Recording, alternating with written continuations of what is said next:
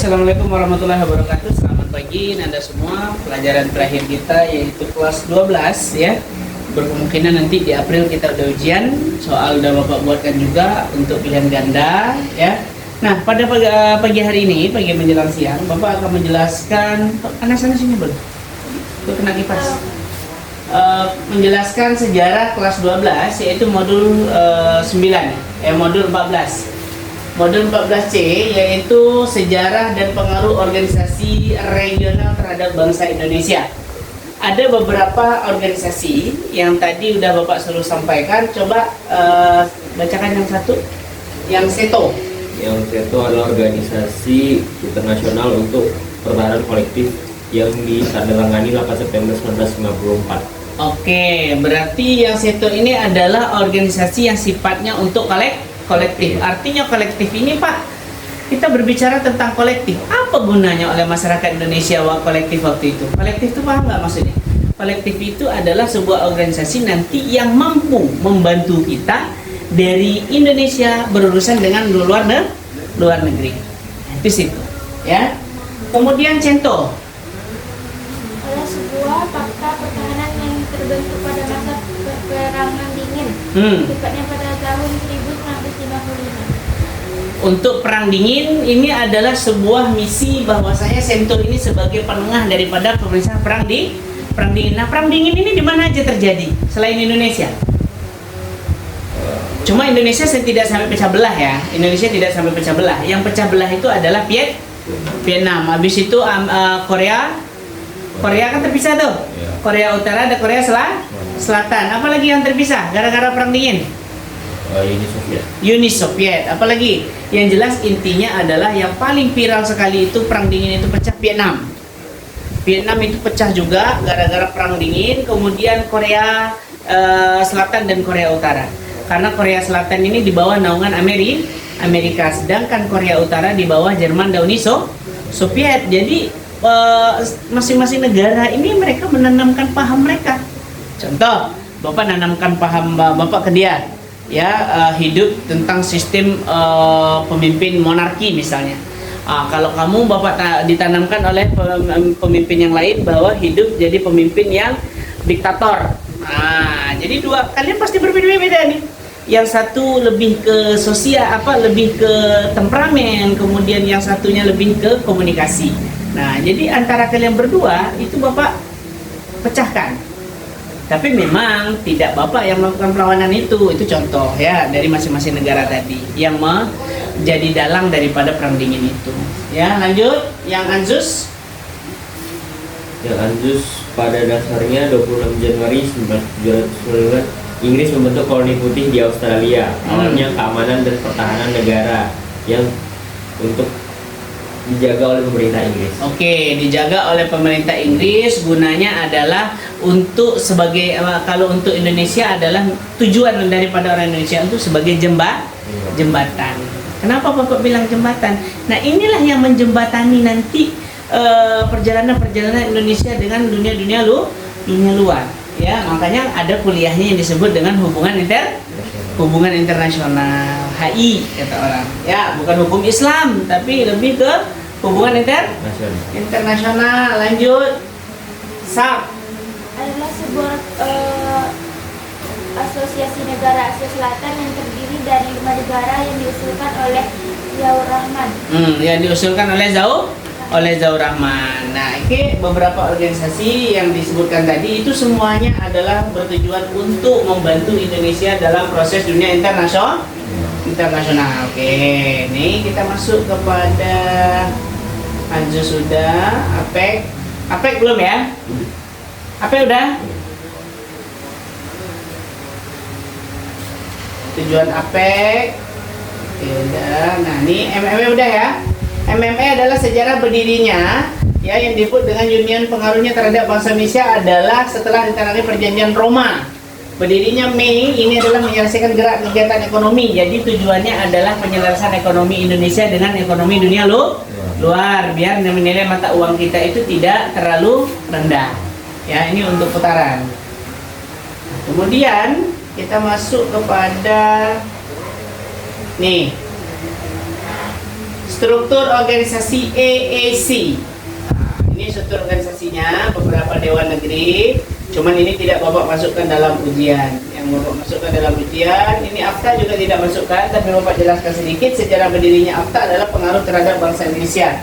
Ya, sejarah singkat bahwa akta merupakan kesepakatan dari negara ASEAN untuk membentuk suatu pasar bebas perdagangan dalam rangka meningkatkan daya saing ekonomi kawasan regional dengan menjadikan ASEAN sebagai produksi dunia serta menciptakan pasar regional bagi 500 juta penduduk. Nah, ini pasar bebas yang Bapak sampaikan, kapankah Indonesia akan diberlakukan? Sekarang hanya diberlakukan di Singapura.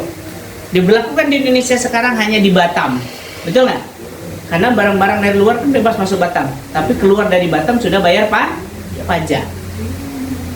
Tapi kapankah Indonesia akan dijadikan pasar bebas? Nah, kan pertanyaannya seperti itu. Ya, jadi akta inilah yang dibentuk oleh kerjasama ASEAN, bahwasanya yang terlibat di dalam akta tersebut. Salah satunya ada beberapa daerah yaitu Myanmar, Thailand, Laos, Vietnam, Filipina, Kamboja, Singapura, Indonesia, Malaysia, dan Brunei Darussalam. Ya, nah ini yang termasuk di dalam akta ASEAN. Tujuan akta adalah meningkatkan daya saing ekonomi negara ASEAN dengan menjadikan ASEAN sebagai basis produksi pasar dunia. Untuk menarik investasi, meningkatkan perdagangan antar anggota ASEAN. Berikut adalah beberapa manfaat dan dampak dari akta. 1. Akta meningkatkan ekspor negara ASEAN ke Indonesia. Nah, jadi Indonesia ini tempat ekspornya nih. Ya. Kemudian menjalin kerjasama dengan negara lain. Salah satunya Indonesia sekarang adalah pemberi tenaga kerja Indonesia terbesar, ya kan? Jepang, Cina, luar negeri lah itu kan bisa. Ya, ada pajaknya.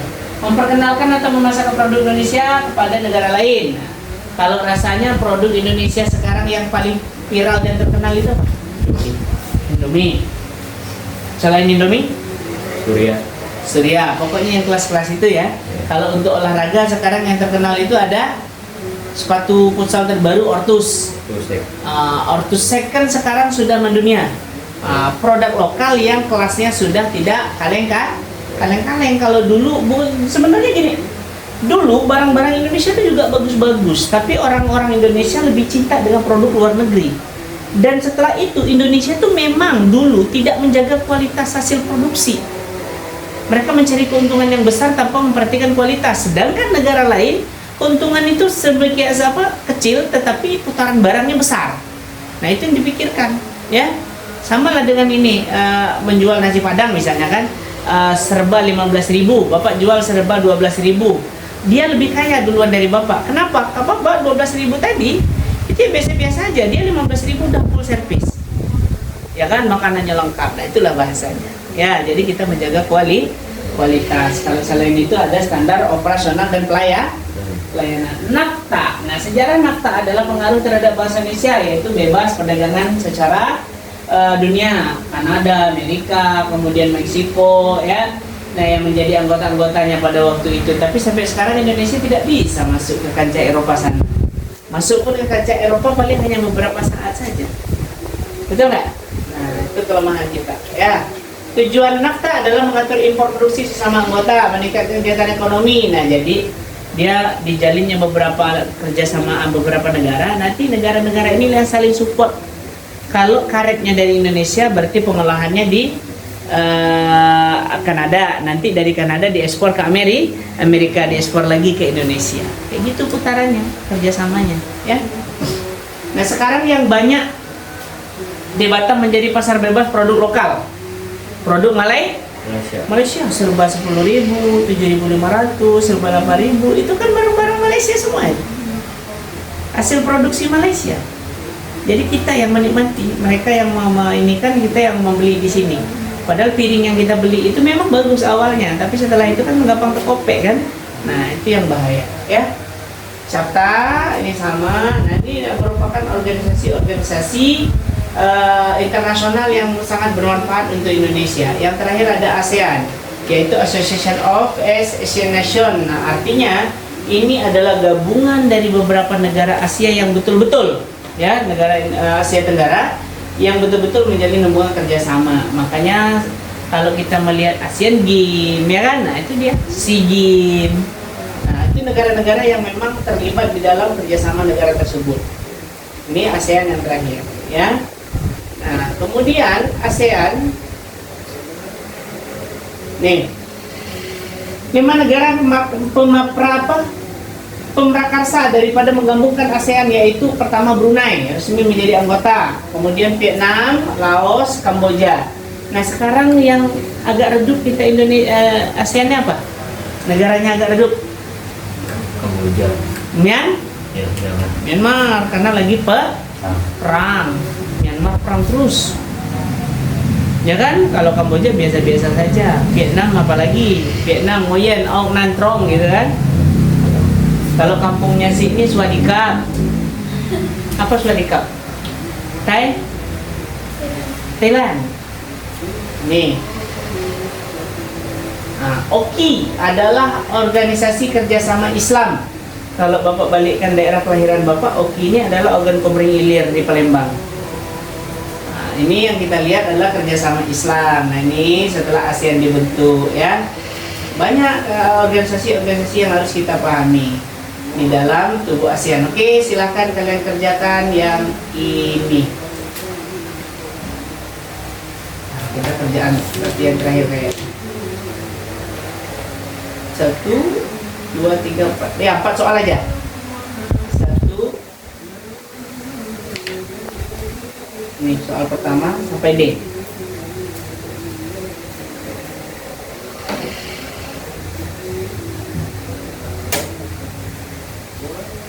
Dari A sampai D ya. 4 soal aja. Bisa banyak-banyak. Oke, jadi ini 4 soal yang anak-anak Bapak kerjakan, anak-anak Bapak di rumah ya. Dimanapun berada, untuk soal ini nanti tetap kalian kerjakan juga di rumah selain mereka yang hadir pada pagi hari ini, ya. Mungkin untuk penjelasan materi yang tentang beberapa organisasi internasional yang bersifat penting bagi masyarakat Indonesia sampai di sini dulu. Terlebih terkurang Bapak mohon maaf, Bapak tutup. Wabillahi taufiq wal hidayah. Assalamualaikum warahmatullahi wabarakatuh. See you next time.